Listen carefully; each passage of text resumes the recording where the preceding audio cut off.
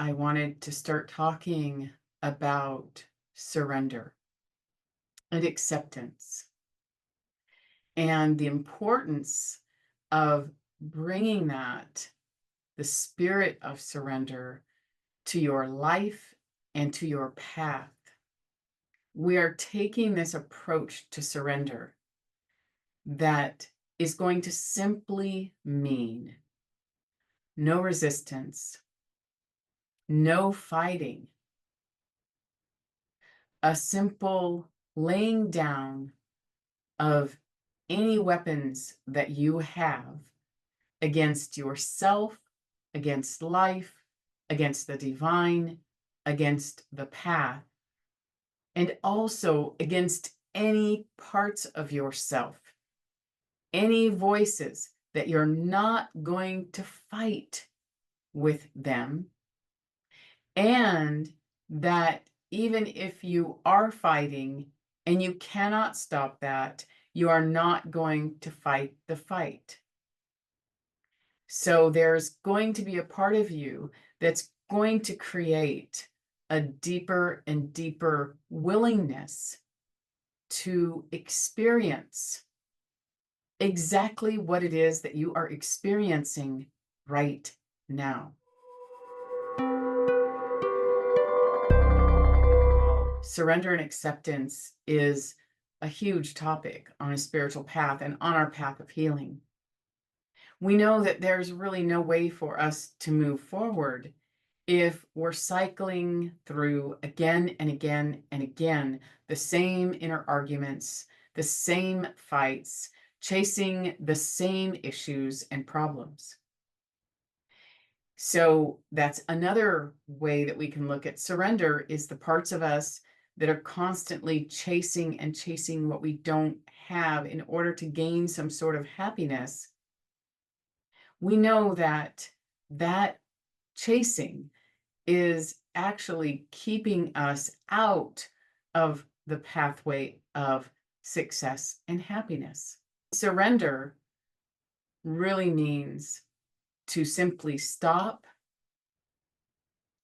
and make space inside of yourself to experience every layer of whatever it is you're experiencing, and not run away from it, not fight it, not try to shut it down, not try to stop it, and completely and totally accept it.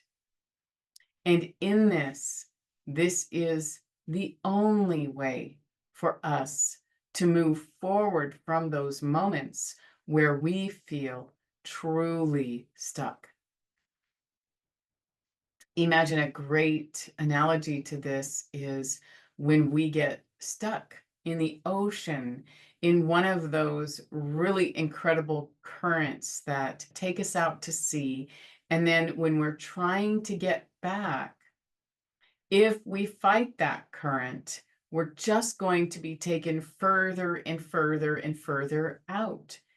But if we are gentle and we rest in the experience that we're having, and we follow the current, but still in a slow direction towards where we want to go, which probably is back to land, then it might take time, but we're going to get there.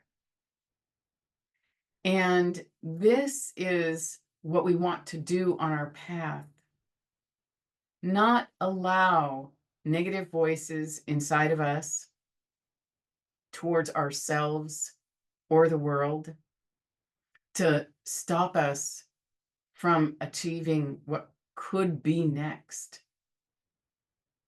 And we don't want to necessarily waste time in really completely trying to again and again and again tell the story to ourselves of what we don't like about ourselves or our lives or the world, but instead create a wide net of acceptance, because we know that there are certain things that we cannot change, And we know there are certain things that we just can't, we think we could change and we probably could, but we can't find the energy and focus to make it happen.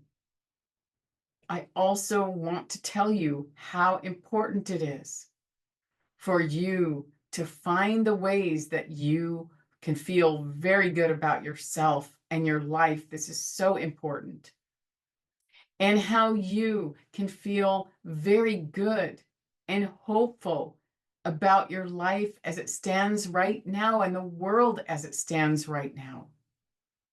That even if you don't like what's going on around you, that you decide that you can feel yourself living a meaningful, purposeful life full of love, healing, positive connection,